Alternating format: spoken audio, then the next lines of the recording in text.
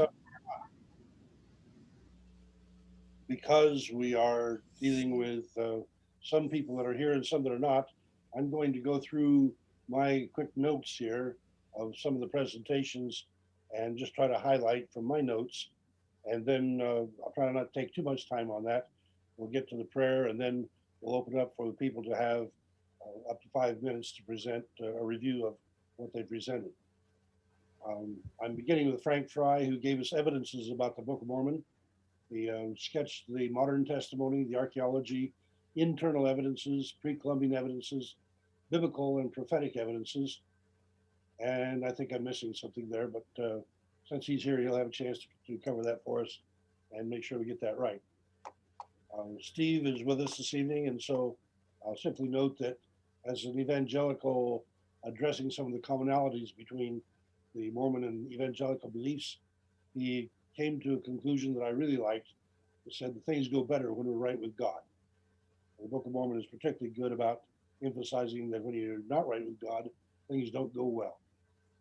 He also emphasized that the peace message of Anti-Nephi Lehi is at the center of the book, which makes it a focal point well worth paying attention to. We had Roland and Nancy Williston presenting the First Nations vantage point on the book. I haven't seen them this evening, but they gave special emphasis to the fact that the Book of Mormon and their Aboriginal cultures emphasize the Great Spirit, nature speaking, even the fact that Mother Earth can be heard speaking to us, and sometimes giving us a spanking if we're not behaving very well. But we really need to learn to live in harmony with Mother Earth. He also talked about the guiding stick, and so I was in hopes he would be here to explain that some more this evening. But his conclusion, their conclusion, was that we need to heal the sacred hoop. And for the Aboriginal folks, there have been so many of them so maimed, destroyed, and even totally suffering ethnocide that there is a serious need and call there. I would like to emphasize the need for us to do some repenting in that regard to try to help heal that sacred hoop. We had a presentation by Paul and Rina, and it happened to be on their wedding anniversary, their 51st wedding anniversary. But the presentation was on Polynesian parallels of the Book of Mormon. And so we'll review this evening the sacrifice that Marere made to try to make it so the wars would stop, and that sacrifice paid off. And so here's one of those strategies by which we can see the Book of Mormon message having profound value, even though that particular story probably was incidental to the Book of Mormon. There is, on the other hand, the prospect that Hatota was Hagoth, in which case Hagoth may actually have influenced the Polynesian heritage. And then there's the Berard Hawkins Anna story that we will probably get to review. I have not seen Richard and Authella Hawks on the screen tonight. They shared with us the hand of God in the book, that it leads, it preserves, it creates, it gives the Holy Spirit. And when our hands are held by the greater power, all things are possible, and we therefore need to be reaching our hands out to let the Lord take us by the hand and lead us into Zion. We had Bruce Van Orden, who substituted for Jonathan Neville. Jonathan, I think, will be coming back with a new book that he's just now getting published. And so I'm looking forward. I've invited him to take a spot in September or October. But Bruce presented for us virtually on the spur of the moment the W.W. Phelps biography that he's written, which is a beautiful biography. And Phelps was the ghostwriter for Joseph Smith. And I particularly was impressed with the quote on page 36, where he indicated that by the Book of Mormon, I have been filled.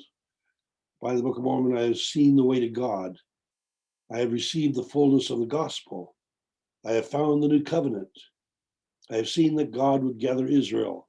I have seen that Zion is to be built upon this continent.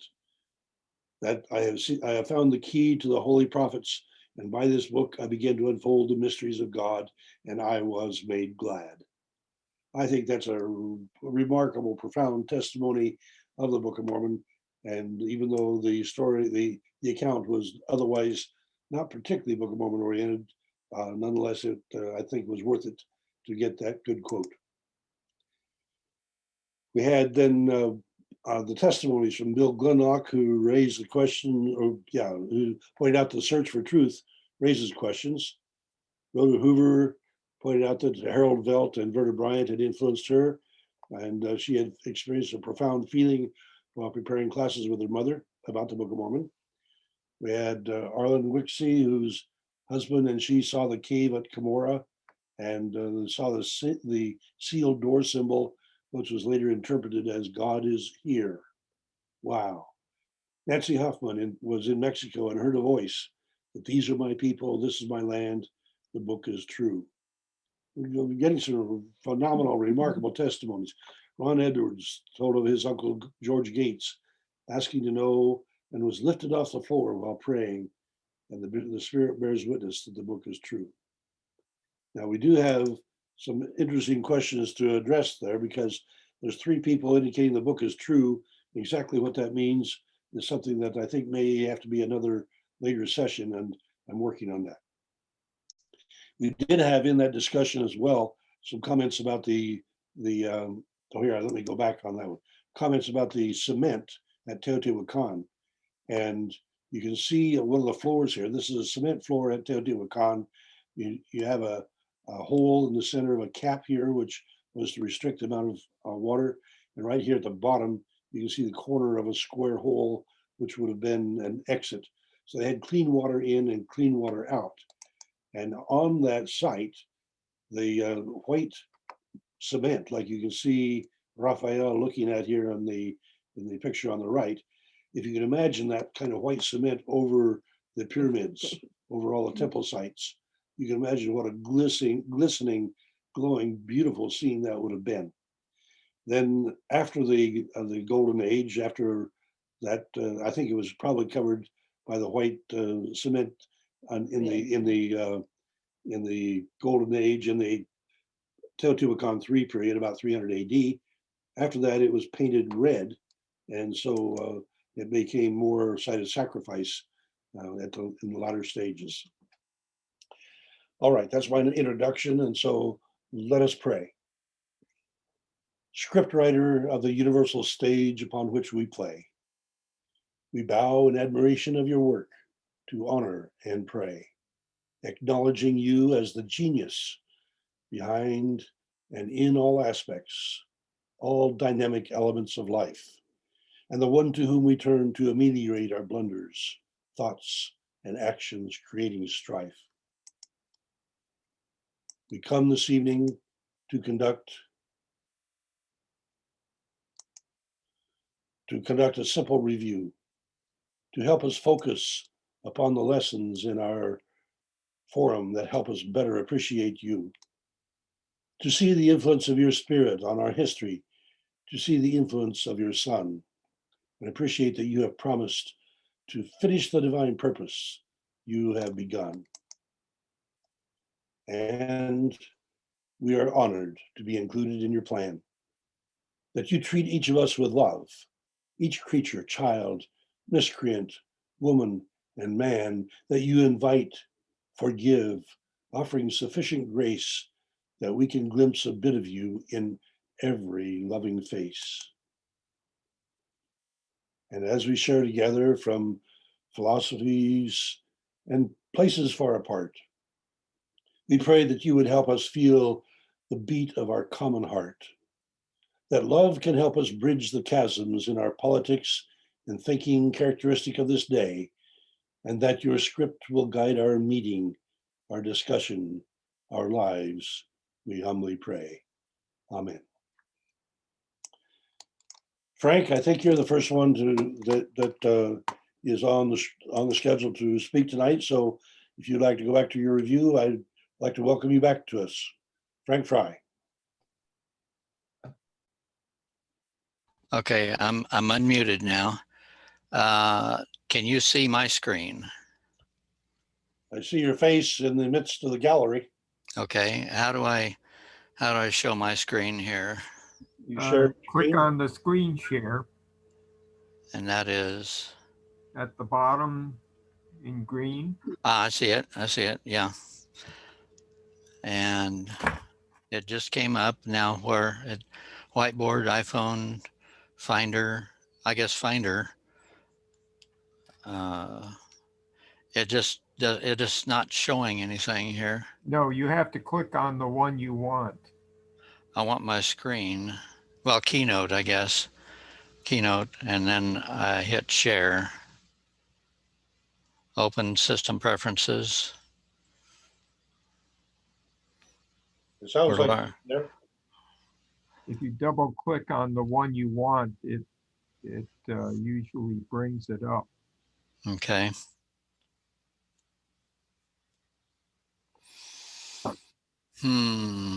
Media, well, screen recording, general. Well, I can just talk, I guess. I don't need to show all of this. I was hoping I could show what was on my screen. I've had that problem before, I guess. I remember that. Well, anyway, my title was The 8 Pillars of Evidence of the Divinity of the Book of Mormon. And the first one was the testimony of modern witnesses. I didn't talk about that because most of us have a testimony, and if you haven't don't have one of your own, you've probably heard a testimony from someone else that you know, and they're just everywhere. And then the internal evidences include everything from Hebraisms, which would include chiasms and parallelisms, the structure of the language, which Neil and I are dealing with continually now, trying to get the book translated into another language. The Hebraisms are extremely important. You heard the voice of a Hebrew rabbi in my presentation where he talked about, what was it? Dream to dream. Dream to dream. Well, that is one of them, but fight such a fight, I think it was something like that he used. But anyway, it was that was one of the Hebraisms. There are so many, you can't hardly name them all. Then we talked about the archaeology of both the Old World and the New World.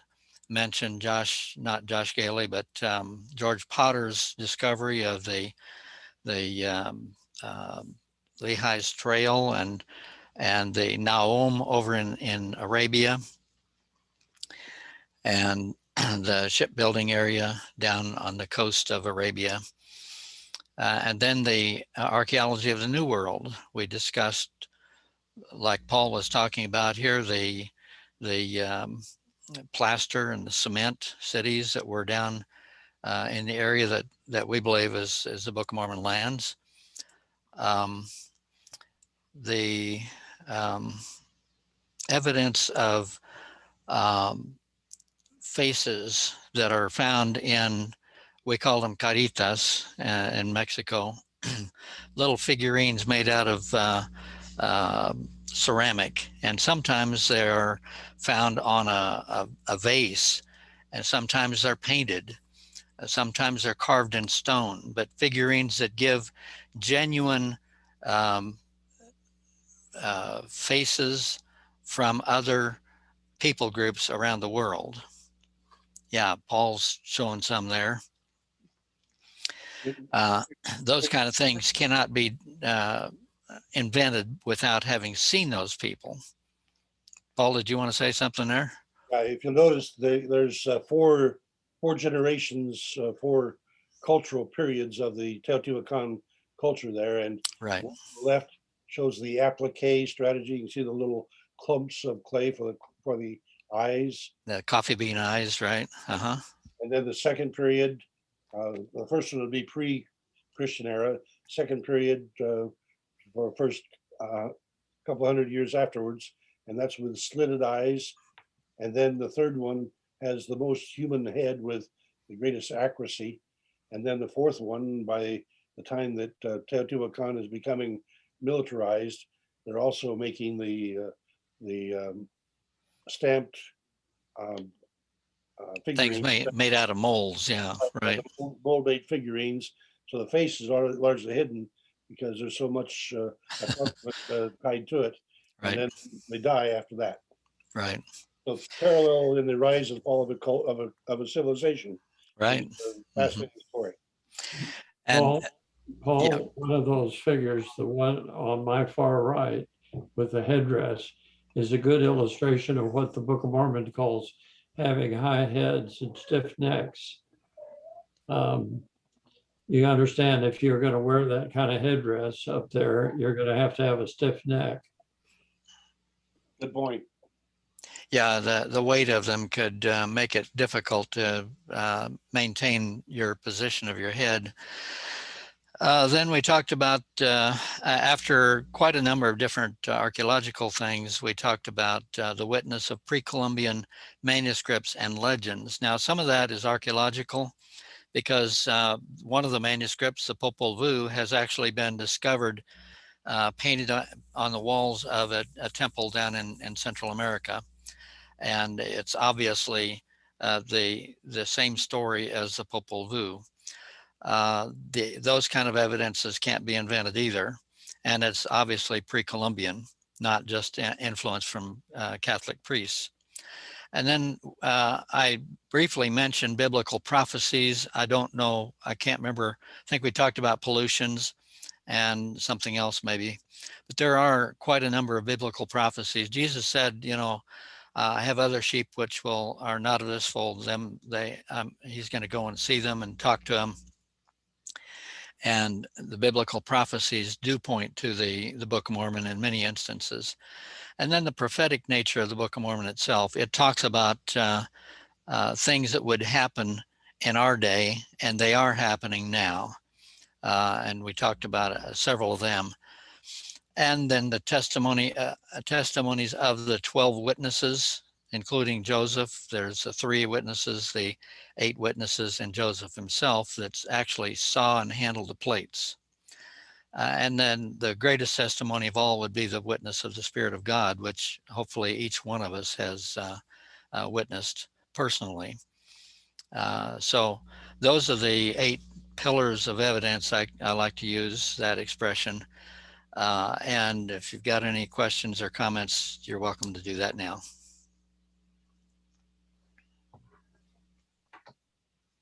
And you're also welcome to put those in the chats or hold them until afterwards, and we'll look Right. on and invite do that.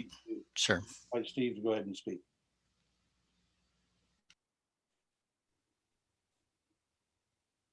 Steve, you with us? Up here, I may be blocking you out. Okay, hold on. I'm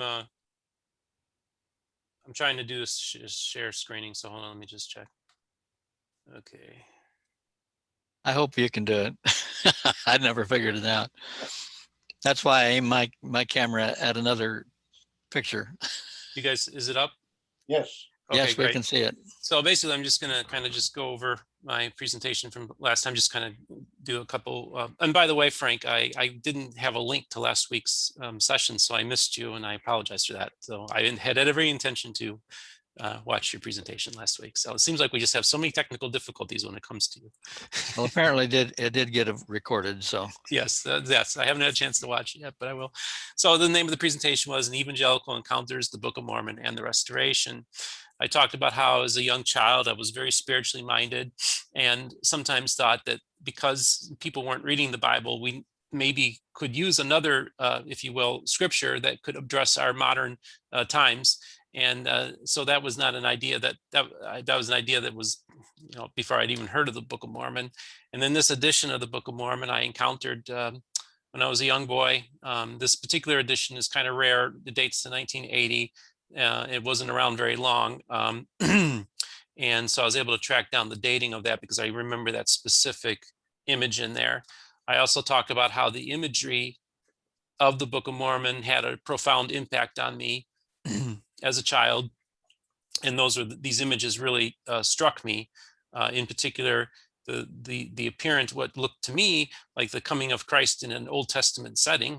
To a young child's mind, that's exactly how it looked, and it caused me to cause a lot of questions of what exactly was going on. And of course, being a young boy, seeing the battles and stuff was like a really intriguing thing to me. Once I started engaging the Book of Mormon as a text, one of the means in which I was able to approach the book was through Christopher Thomas as a Pentecostal reads the Book of Mormon, which of course we're going to be having him on next week, and I'm very excited about that. But I think that when one can step back and try not to get into these battles that us evangelicals have been having with the Restoration for a very long time, and actually just look at the text itself and see what the text is saying, and take the text very seriously like Christopher did, it then can open up a whole avenue of being able to engage the text, take it seriously, and see what it says. And Christopher, because he was an outsider, we talked about the anti-Nephi Lehi, is in the exact center of the book. He actually contacted the Brigham Young and asked somebody, have you guys done like a word count of the Book of Mormon? And they said, of course we have. We do everything like that with the Book of Mormon. Well, he asked to find out, where is this story at? And it's at the exact center of the book. On my very first book review, I talk about the importance of this, because it's, even though the Book of Mormon is a very warlike, there's a lot of battles and stuff like that, but the very center of the book is essentially the character of Christ entering into the picture. When the people threw down their weapons and said, we are going to turn the other cheek, and we are not going to, they became pacifists. So it was a very Christ-like thing that was happening, but it's in the exact center of the book. And Christopher said, when you study the text, it's important that that's in the middle. And that's kind of an interesting thing. And of course, he'll probably get into that next week's presentation. Then I went over and talked about what things an evangelical would find accessible in the Book of Mormon. The Jesus being saturates the Book of Mormon in both what we would call the Old Testament period and the New Testament period. That there's very little Mormon doctrine, that's in the Book of Mormon, and so it actually can make it accessible to an evangelical. And then there's just a couple there, and then I talked about stumbling blocks, for instance. And I want to get back to this here too, because Bill, you had said a couple weeks ago in the testimony meeting, you talked about how in the Book of Alma it says Jesus is God, and I don't quite get that. And I'm thinking, see, now as an evangelical, I thought, there's a great verse there, Jesus is God. That's something that an evangelical would easily embrace. And then I just talked about various stumbling blocks, that it teaches the fortunate fall, that it seems to teach a works-based salvation. The appearance of Jesus Christ, when he appears in the new world, it's a very destructive, apocalyptic scene. And it seems to kind of contradict what Jesus did at the cross at that moment, where he literally defeated death. He set the captives free. He turned the world upside down, and he fundamentally changed the nature of God and man's relationship. But then he comes over to the new world and essentially acts as Yahweh initially, with the destruction and with a lot of the things like that, it just doesn't seem to jive. The Jesus that comes to the new world seems to be more like a Yahweh initially. Of course, then the Jesus that I would recognize, of course, is also very much an important role to play as well. And so that was kind of an issue I brought up. But of course, I did talk about how there is a way, in light of the context of the idea that the temple was destroyed in AD 70 was an apocalyptic event, and that somehow one could try to tie those two events into one happening in the new world. I talked a little bit about the, Jonathan Edwards in the Book of Mormon through Jonathan Neville's brilliant thesis, and I'm looking forward to him giving his presentation, and I'll be getting a copy of that book to review. I read my review of the Book of Mormon. I talked about my visit with the Church of Jesus Christ, and had just had a wonderful time fellowshipping with what I call the Pentecostal cousins of the Restoration, or of the LDS Church and Community of Christ. And then I just going to leave all of you here my contact information. There's my email, my YouTube channel, my website is there as well. A couple of things I wanted to just say. Bill Gunlock has been one of my biggest fans, and I really appreciate everything he did. And when he gave his testimony, it really meant a lot to me. It's been a wonderful opportunity to have relationships built with people, and this group has been very special and important to me. And so I think that's a wonderful thing. I think that what I'm going to be doing is I'm working on this particular presentation I gave was kind of like the very first time I ever did anything like this. I am working out in my mind an outline for a presentation that I intend on calling A Protestant Defense of the Book of Mormon. And so whether I do it here or do a video, however you want to do this, but I think I got some good ideas. I actually talked with an apologist from Fair Mormon, a former apologist from Fair Mormon, and I gave him an apologetic defense of the Book of Mormon and asked him if he'd ever heard this particular one before. And he said, no, I've never heard anything like this before. So I'm kind of excited to see where all this goes, and maybe I'll be able to share it with you guys. And speaking of the Book of Mormon, my good friend Patrick McKay is going to be coming on my program. I'm going to release a special episode because he's going to talk about the Book of Mormon billboard campaign that he's doing in Independence, Missouri. And I wanted to have him on as a guest. And so this all accumulates to me entering into your world, encountering your scriptures, and encountering this group. And I really have been blessed by it. And I thank you all for your time. Stephen, could you read your email out loud? It looks like Gmail. Is that what it is? It's Mormon Book Reviews Okay, at gotcha. gmail.com. Mormon Book Reviews. Got it. Thank you. Yep, exactly. And my website is mormonbookreviews.com. And then I invite you all to friend me on Facebook. I know many of you have. So you can, it's S Pynakker or just look under for Steve Pynakker, Stephen Pynakker on Facebook, and you'll find me. So that's it. Yeah, it was too small on the screen to read. Yeah, I'm sorry. On my screen. Okay. So, all right. Now, do I have to do anything to close out my thing, or can you do that, Robert? You need to close the screen share. Okay, let me just tap on here. Show grid video, resize window. No, let's see.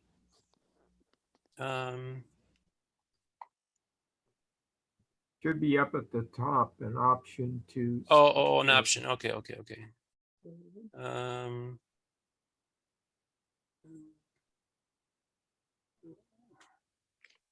Let me try just. Okay. Did that do it? That's it. Yep. Yep, Excellent. you're gone. Sorry about that. Yeah, I have not seen Roland and Nancy. Deb, Robert, if you have seen them and they're available, then please interrupt me. No, I've not seen them. Okay, then just simply the fact that he's given us the First Nations vantage point, and he's invited his brother to present, and we have him scheduled for the last of August, August 30. And so we'll get another vantage point there because he wants to share more specifically. But these are a set of twins from the Choctaw Nation that are extraordinarily well gifted in Book of Mormon First Nations comparisons.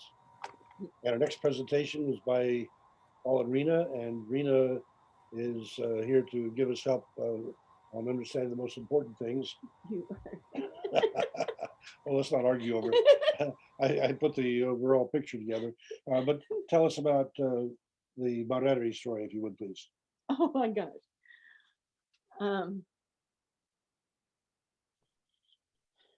Okay, the question is, what parallels are there between the Book of Mormon and Polynesian culture? All right.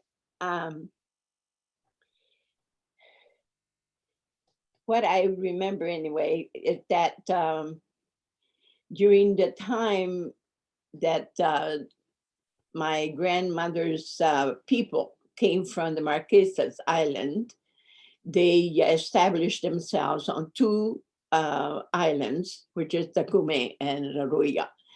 And after they had been there for a while, they received some guests. And a lot of time people would drop on you that you don't even know where they come from.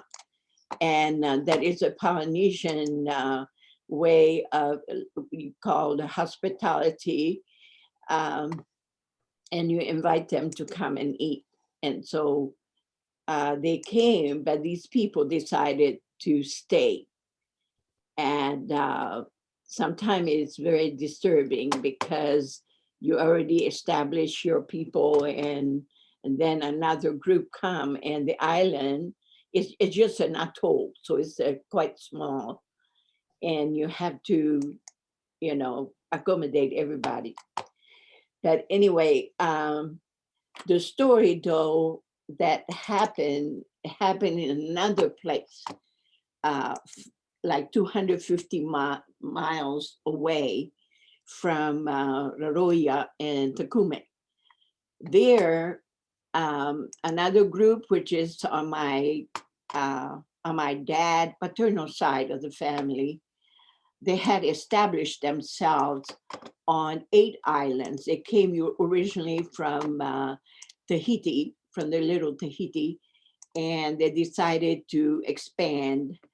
And so the clan chose to establish themselves on those 8 islands. And again, this idea of people dropping by, it could be they're looking for a wife, or they just wanted to get some food or something like that. But there were one time though, they were visited by a group of people that looked a little bit scarier than the ones that they had received before. They look like warriors. And usually warriors will come to kidnap people.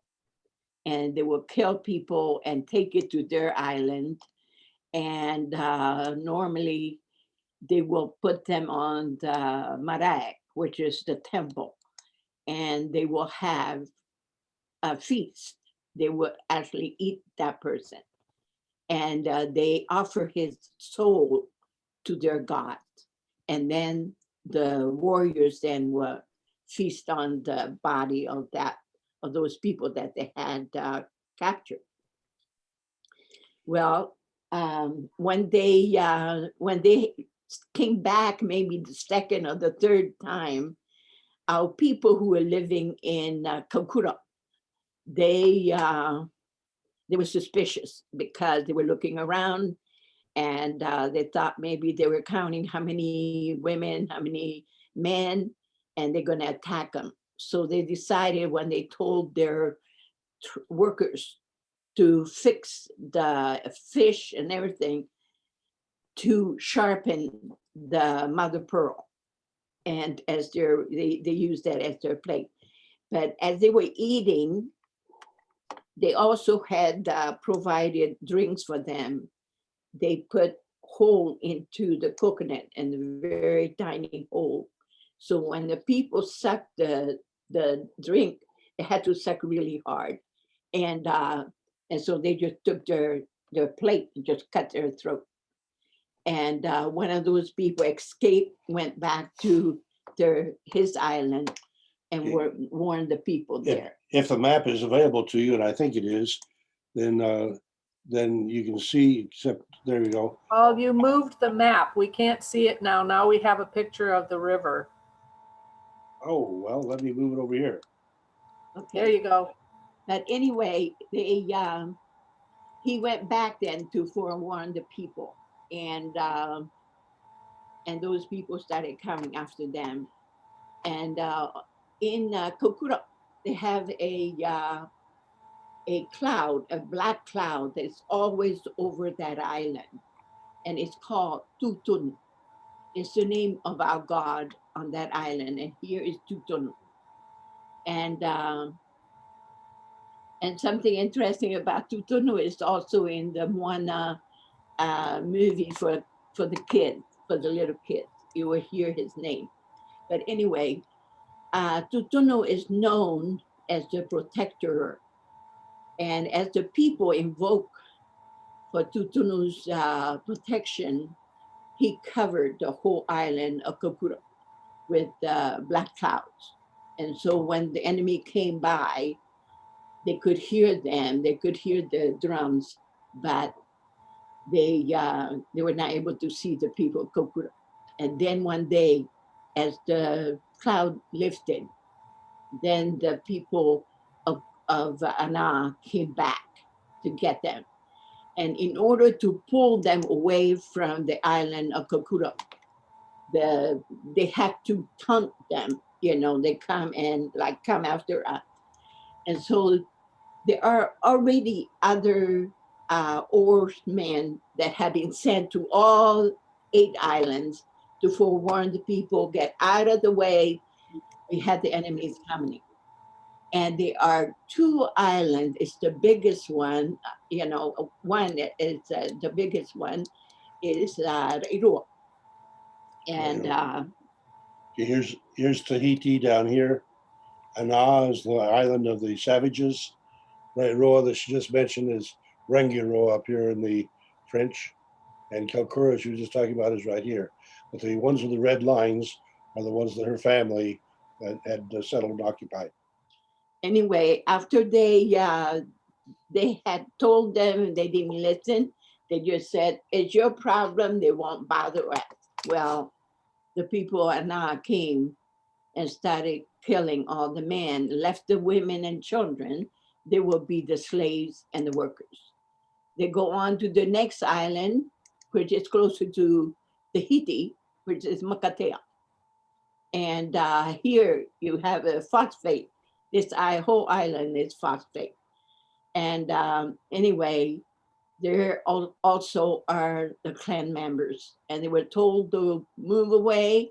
They did not listen. They decided to go up the cliffs, and nobody could come after them. Well, they ran out of food. And so as they came down to get the coconut, they just killed them. So the rest of the what they call it, the elders of the Kokura went on to Tahiti, because Tahiti's king there, which is Pomare II, was a friend of his. And I think Fa'ura by that time is pretty old, because he did not fight the warrior of Ana.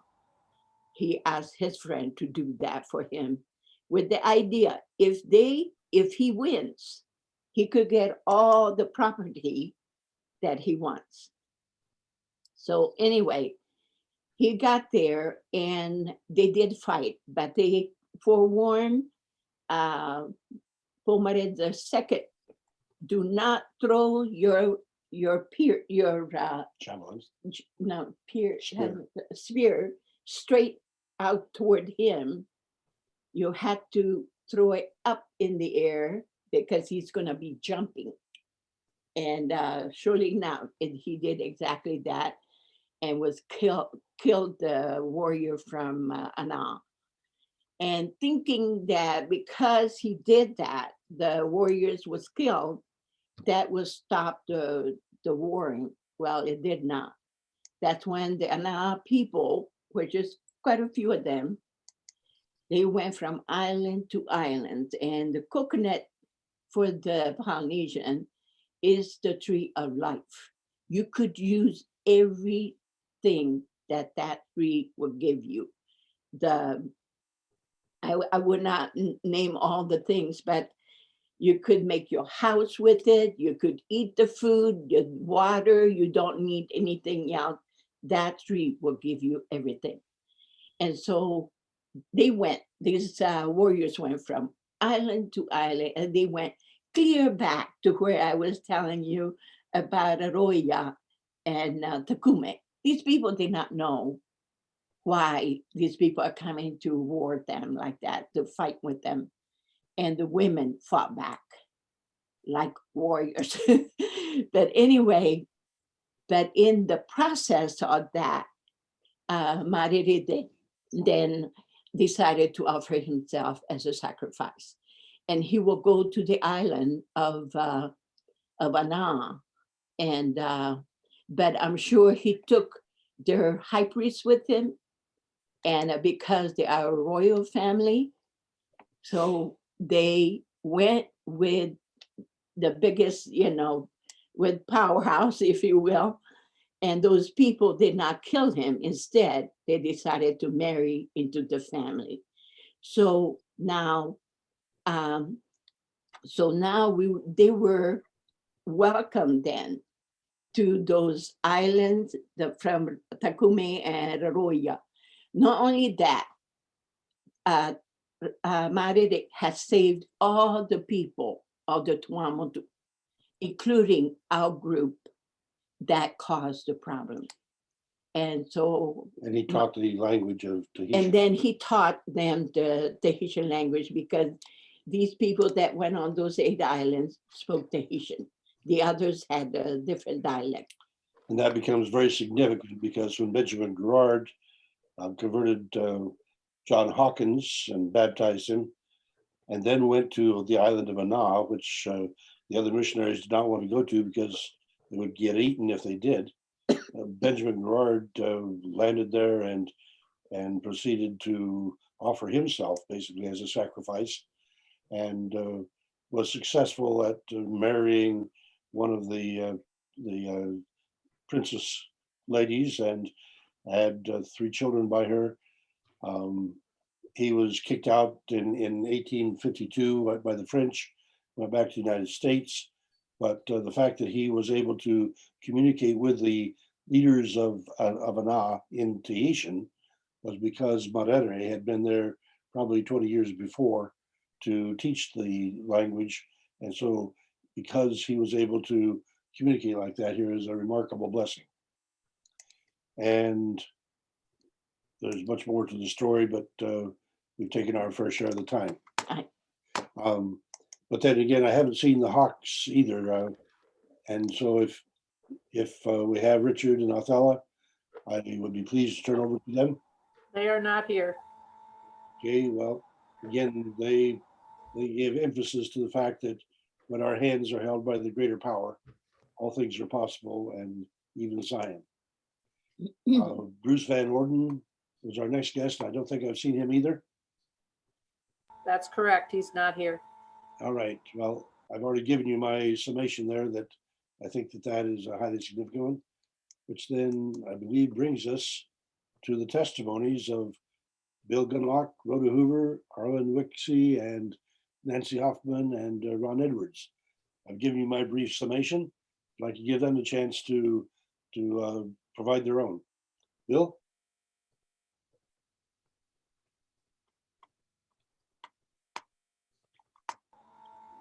Bill had been on earlier. Lost him? I'm not sure. Bill's here. He just needs to activate his microphone, unmute. I think I need to get off. Oh, can we get off the screen share? There we go. There he is. Okay, there he is. There. Hi, Bill. I'm a little sleepy. It was a full day. I've appreciated Stephen so much. And the Spirit tells me he has an important future. My testimony of the Book of Mormon. I'm reading it again, underlining things, and I wish I had prepared better for this, Paul. But who was the prophet after 2nd Nephi? Jacob. Huh? Jacob. Jacob, yes. When I read Jacob, it sounds like that the Nephites have become very comfortable in settling in, and perhaps thinking things that are different from orthodoxy. The Lamanites I think it's a poor word for them, but I see them as hunters and tribes people. And so the Jacob looked at them as a lesser kind of people and gave them a bad name.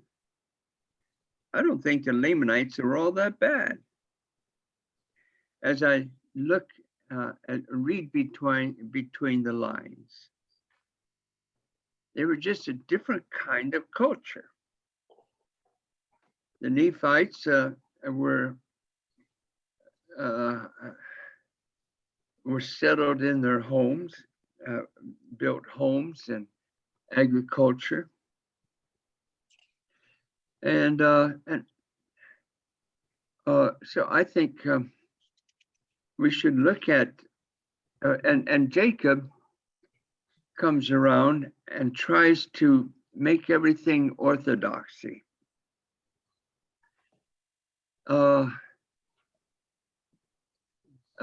Making it very clear what Nephites should believe and not believe. I love history, and so I said that we should not worship the prophets in the Book of Mormon, but see them as people. And of course, my idea of revelation is that we interpret things within a context of one's culture. What I'm trying to say is that I don't take everything literally in the Book of Mormon, but see them in the context of their time and of their cultures. Yeah, okay, Paul. All right, I would like to offer a counter, or at least a comment, because as I read Jacob, the 2nd chapter, it says, "Behold, the Lamanites, your brethren, whom ye hate, because of their filthiness and cursings which have come upon their skins, are more righteous than you." And then he goes ahead to say, "Behold, their husbands love their wives, and their wives love their husbands, and their husbands and their wives love their children." That to me is one of the more profound perceptions, that people that we hate may be more righteous than we are. Thank you, Paul. That's what I'm trying to say. I thought so.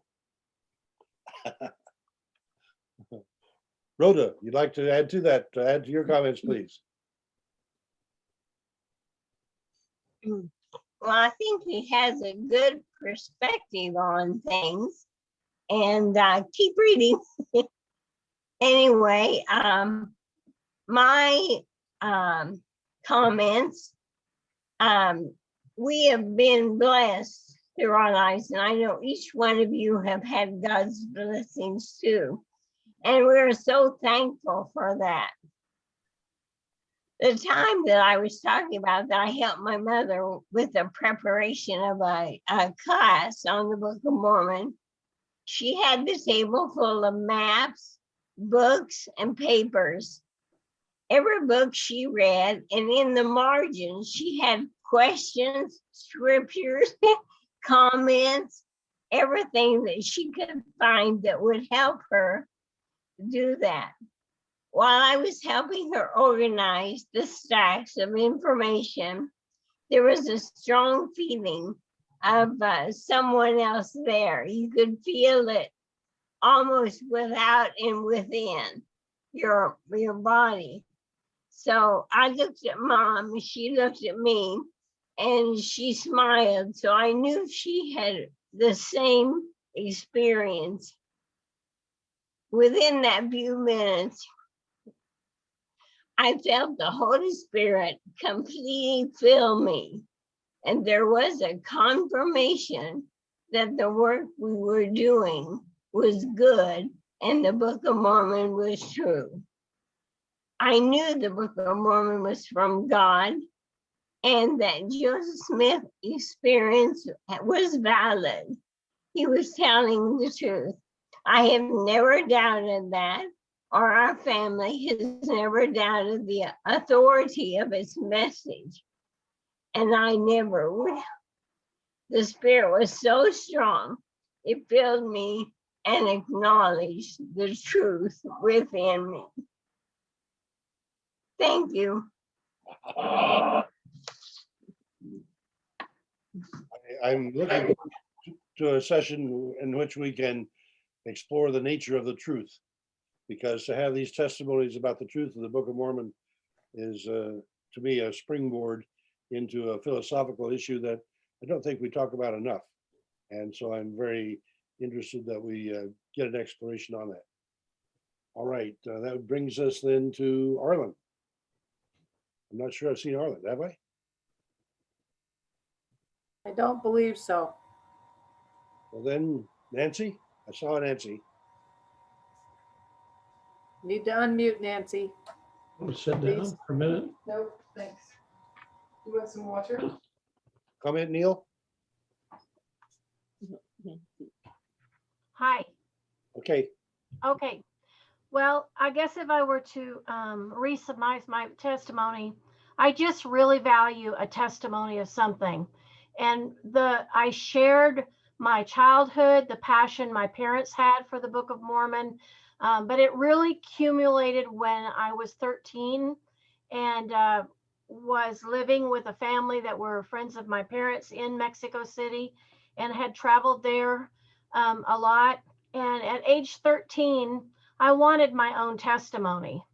And I was very familiar with the testimony of Joseph Smith, and I was familiar with even my mother's own testimony, and I did believe it was my opportunity up on the roof of this home to ask the question if that book was true, and if these things were valid that I was reading. And I received that answer from the Lord, and it really pertains to that time in my life, because I had older brothers and my parents and others with the belief, but I needed my own testimony. And I think what it helped me the most is that it helped me to quit questioning, and it helped me to open my eyes and my ears and to believe and to know that what I was learning, and to have a thirst and desire to know more. So I think God knew me personally so very well that he knew that in his way of answering my question, saying that that was his people and his land and that the book was true, it took away that questioning time and helped me to have a firm foundation on to believe and to search. And when I read, the life of Nephi, when I heard the testimony of the sons of the 2,000 sons of Helaman, and when they did not doubt, when they believed the words of their mothers, that's how I felt. And so I see that God has taken that and filled my heart with a passion for the book. I have seen the evidence archaeologically. I have seen the putting together of the book, through Joseph Smith's portion of it. I've seen so much of it, and I don't doubt it. I don't have any doubt. And so I attribute it mostly to that experience. And I tried to share the passion that I teach it with. And we've had opportunity to go to the Navajo several times. And we've just continuously had this in our home. Jay teaches a couple classes a week, and I teach. Right now I'm teaching some children from Honduras and Belize. And to me, I'm trying to just give them all the passion I have of it and be creative. And so I tried to just share with y'all some ways that I have taken it to make it indelible in their minds, to make it real. We have actually acted out Lehi's vision, and the children presented it to our congregation. So all I can say is that I value a testimony, and I think that we need to have a passion about what we believe and what we have. And I'm just not into questioning things as some people are. I study, I want to learn more, but that's different than a doubt or a question if it's true. I no longer question if the book is true. I want others to see the book that I love. That's Paul, it. may I say something, please? Sure. Okay. Go ahead, Bill. Yeah, I'm listening to this sister. I don't think she understands literary criticism. It does, what I have said does not take away the value of the book, but rather to bring the book out of the sky and down to us people, and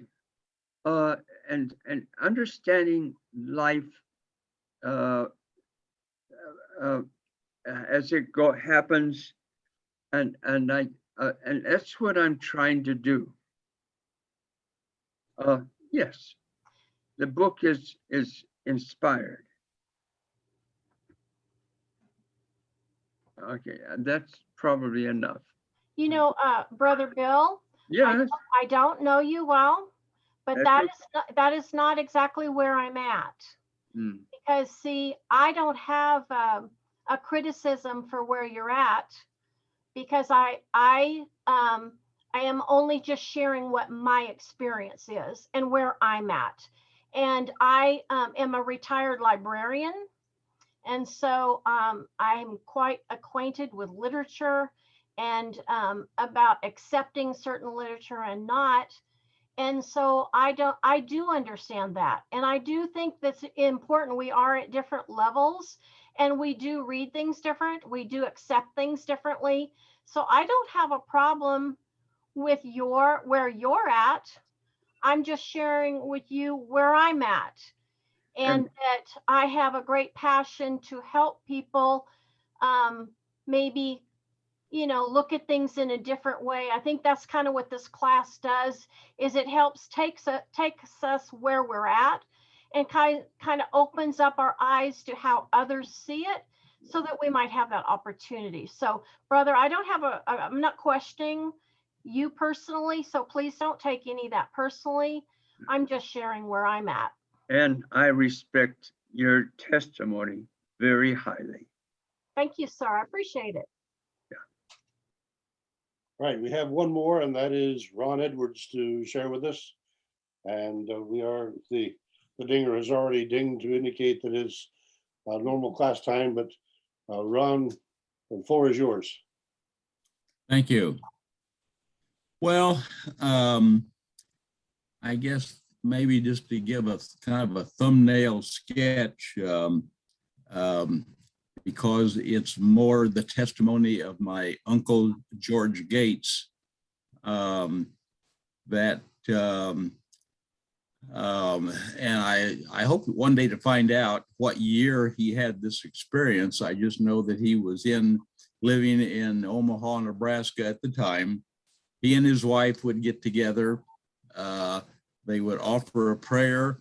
They would read out of the Book of Mormon and then offer another prayer. And in George's prayer, he always asked for an indication that that the Book of Mormon was true.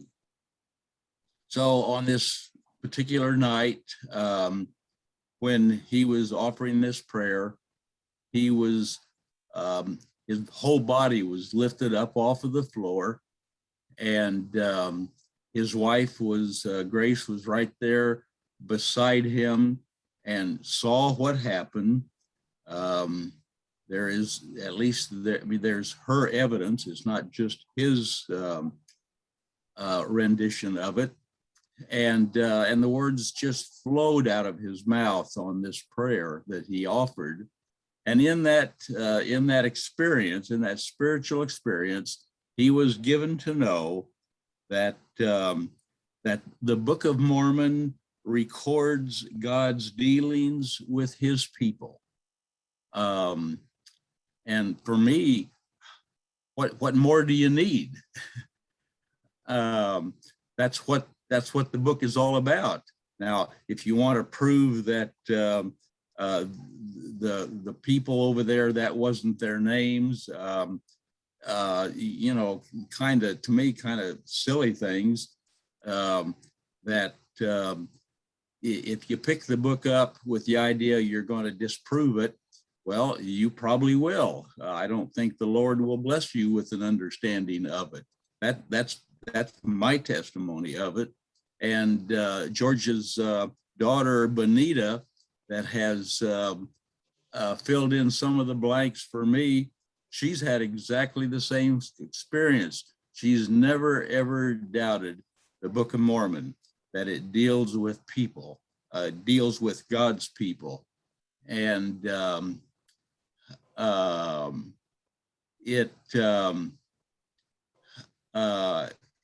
know, if you pick it up, faith believing that that what you're going to read is in fact the dealings with the Lord's people over here on this continent, I think it bears itself out.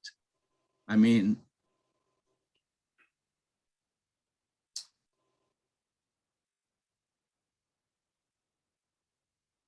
excuse me, the story in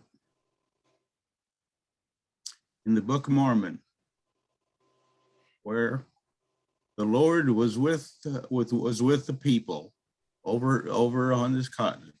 He was with the families, and he asked for them to bring all of the children forward, and he blessed them.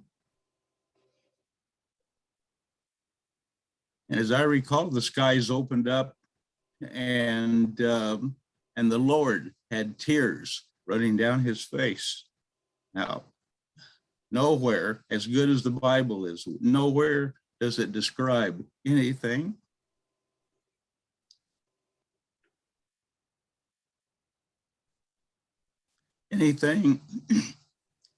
like that. And that's just one little section of the Book of Mormon. So I guess and this you know, and how much it helped me, I don't know, but George and his wife gave me the 3 standard books in 1957. I was 15 years old. And he didn't go into detail. I didn't find out until later about what actually took place. It's just that he had a very sacred experience, and he assured me that that what was written in the Book of Mormon was true. So that's I think I probably should stop there. I would guess that his testimony has, if nothing else, gotten me off on the right foot. And Bonita, when I talked to her, she says that was exactly the way that she has approached the Book of Mormon and been blessed by it. So for me, I felt very fortunate to have an uncle like George. Thank you. And I feel fortunate to have had all of you who share your testimony and the good speakers that we've had as well, who have chosen to take the time to prepare and give us presentations. I think we're all enriched because of it. Frank, you had a comment? Yeah, just one comment. We shouldn't be opening up to open forum now. Okay.